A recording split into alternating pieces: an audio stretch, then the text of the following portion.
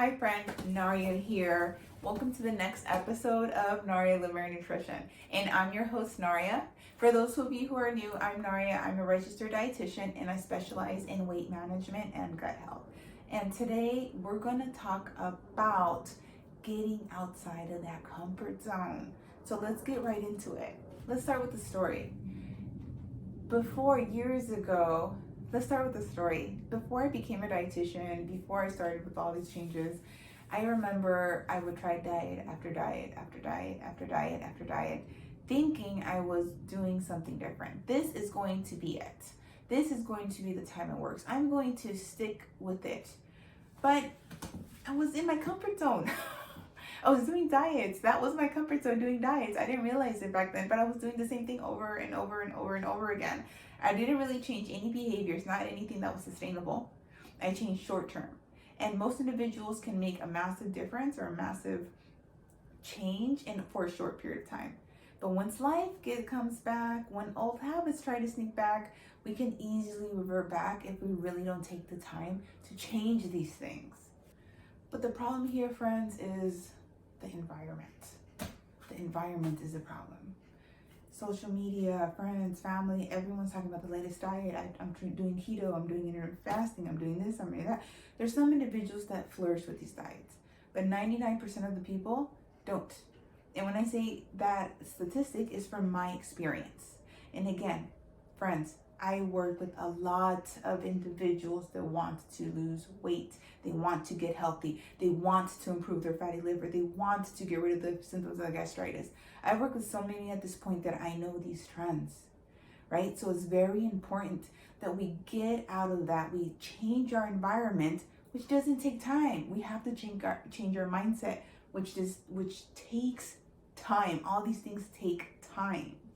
Now, what I see with most is that they feel they're doing something different. When they're starting a new diet, they say, Naria, this is going to be the time it works. Like, I'm okay, I don't want to start a nutrition program because this is going to be the time. And I've even had individuals reach out to me 5 months later and they say, hey Naria, I've lost 20 pounds, it's going great, and that's good. But the problem isn't weight loss, friends. Most individuals can lose weight. The problem is keeping it off.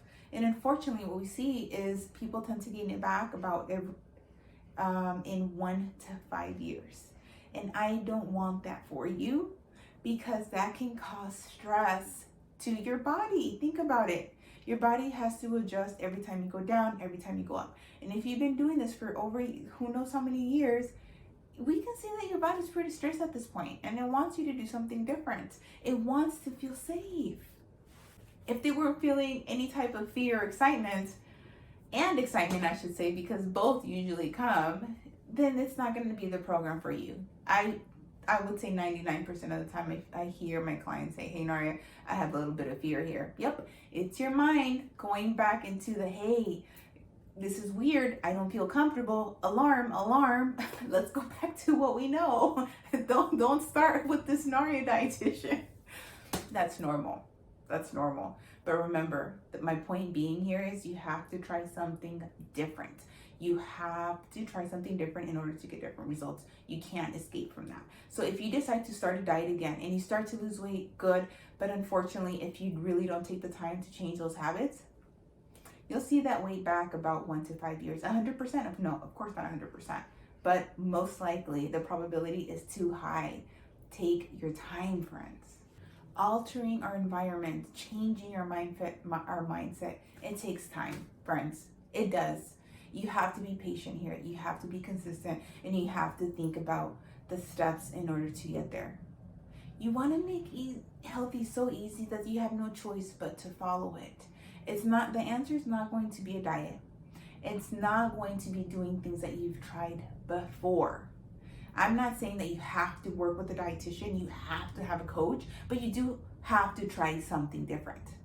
In order to get different results, we have to try something different. We all know that, but do we do it? No, because we're humans. We want to stay in our comfort zone. We know what we know what may work, and so we want to try it because we've tried it before and we feel comfortable there.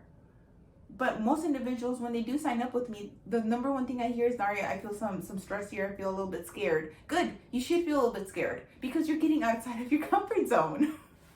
One of the things I always like to tell my clients is most of us tend to spend hours on Google, and I kind of touched this on one of the previous episodes, going on Google for hours, doing diets and going back and doing this and doing that for years. But what if you took 1 year with a dietitian and say during that year you learned everything you could possibly imagine about nutrition? You learned about the basics. You learned your macros. You learned how to adjust your macros. You learned about how to improve your energy levels. You learned about how to improve your sleep habits. You learned about how to improve your bowel habits. I mean, the list goes on.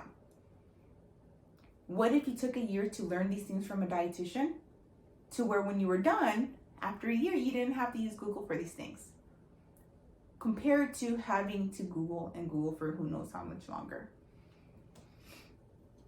I think the year would be worth it. Now, I work with enough individuals from different ranges of life. Some have come with a good amount of nutrition information, have done weight training, have done tournaments, have done their macros, and I've worked with other individuals that aren't able to tell me 2 different proteins. I have them all. And I can tell you both groups learn. And some decide, hey, Naria, let me just kind of stay with you for let's start with a few months, and then after I'll see how I feel, and I'll sign up for more months. I can tell you 99% of the time they sign up for more months, even if they feel even if they're confident in their nutrition. It's the little things sometimes that makes the difference, and your dietitian is there to guide you. It can make a big difference working with someone who's knowledgeable and experienced. I've worked with enough that I can tell you, I feel very confident that I can tell you working with a dietitian can make a positive change in your health. I'll give you a story. I worked, one of my clients a few years ago was a client that expressed to me during our discovery call that he had a good amount of nutrition-based information. He was going to school to maybe become a dietitian, has practiced it, has done the macros, and during our time together, I feel it was maybe month 3, I remember him saying, coming into the program, I really didn't think I was going to learn too much, but now I've stood corrected. Friends, a lot of the times, I like to think of this. You don't go with a dietitian for information, because most of this, if not all, you can Google it. What's a protein? What's a carb? What's this? You can Google it. You work with a dietitian for that coach, for their advice, for their specialties, right? Because they're going to be the ones that are going to tell you how this works in your life, how it fits in your life. The internet isn't going to do that. Your coach will. You're going to bring this problem to the coach. Hey, Naria, I'm having trouble meeting this macro goal. How can we make it happen? And then how can we make it easy? There's steps here. First is how, then how are you going to make it easy? I was just talking to a client today about physical activity. She started physical activity a few months ago, and I asked her, how can we make the process of working out so easy that you almost can't say no? I'm not asking if you're working out right now. I'm asking is how can we make the process easier?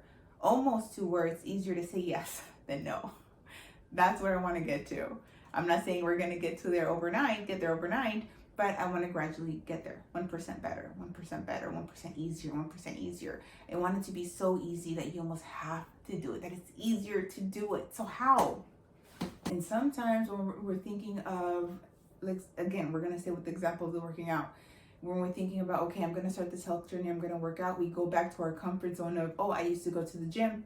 If you go to the gym, great. If you don't, it's up to you. Again, it's to choose on. This is just an example. I used to go to the gym, so I'm going to do that again. Even though I remember when I used to go to the gym, I didn't like driving there. I didn't like the environment. I didn't like this. I didn't like that. So even though you may have gone and you've done it before and it worked before, if you know there's more negative in it than positive, I really recommend for you to start somewhere easier, somewhere where it's, again, easier to start. It could be inside of your house. It could be walking on your lunch break. It could be just walking 5, 10, 15 minutes. It could be walking after work, before work. get your body moving and then grow from that. Once you get more comfortable, you can definitely grow into going to the gym or grow into doing home workouts, whatever path you want to go. It's up to you. This is your journey. The point is, get up and let's move that body. And when you're thinking of these behaviors, think about the first few minutes of the behavior.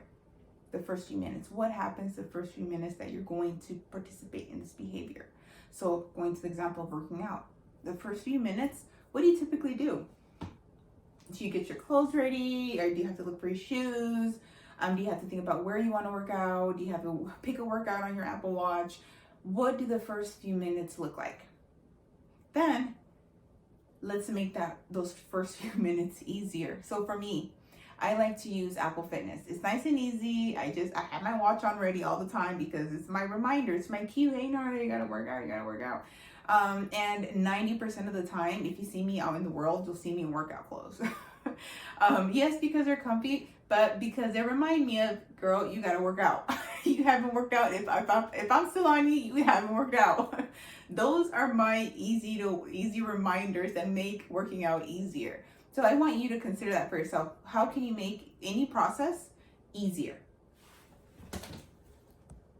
But part of my job is to make the process easier. The point in hiring me is for that individual not have to go rely on Google or rely on other things.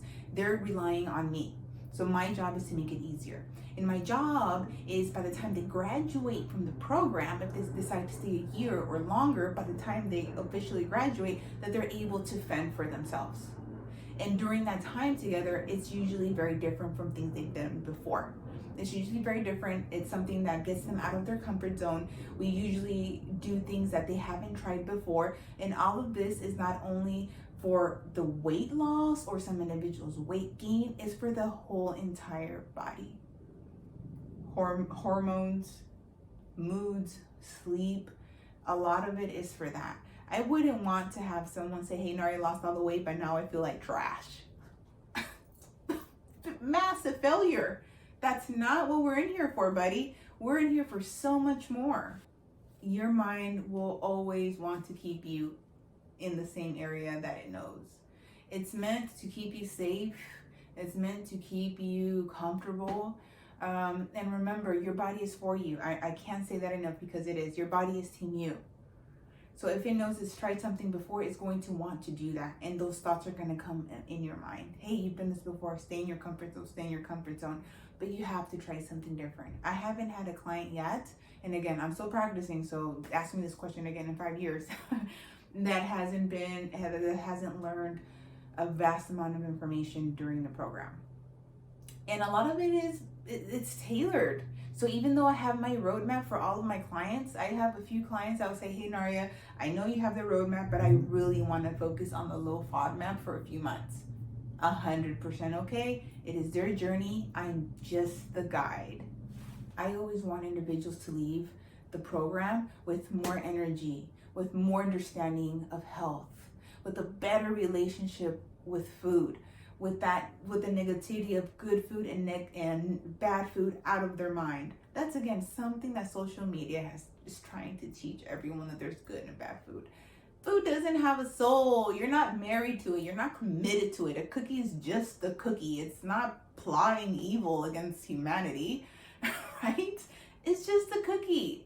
It's just a cookie. A broccoli, just a piece of broccoli. It's just food. It's just food. We dictate how much of it, the frequency, and so forth. But changing these things is always my goal for my clients. I want them to leave my program refreshed, renewed, and just excited to enjoy life without having to have those negative feelings about the scale or about food or having to find a bathroom. If you are working on a weight loss journey, a health journey, I want you to ask yourself, if you're starting again, did it work last time? If you have to start again, are you going back into your comfort zone? And if you are starting something you've tried before, tell yourself what will be different this time. And write these things down. Be honest with yourself, because you're not fooling anyone but yourself. And I say that with the most love I can possibly say that with. I've been there. I know the struggle. I remember trying thousands of diets. I know, because I've been there. I've worked with enough people. I know these things. But what I want you to do is, what will be different? When you lose the weight, how will you keep it off? Are you actually changing your mindset and your behaviors? Are you actually doing these things? And if you're not, what are you going to do about it? What's different? What else are you going to try? I do encourage you to, again, work on one goal at a time. Don't start with all of this stuff. I want you to start with one thing at a time. I never start anyone with multiple goals. We're growing here. We're not in a rush. This is a journey. Part of the journey is getting out your comfort zone and trying something different. That's the only way this is going to work. If you try something different, if you get outside of your comfort zone. And again, working with a dietitian can make the process a lot easier. Can you do it on your own? Of course. I've worked with people that have done it on their own and they're flourishing and maybe even become health coaches or something. Great.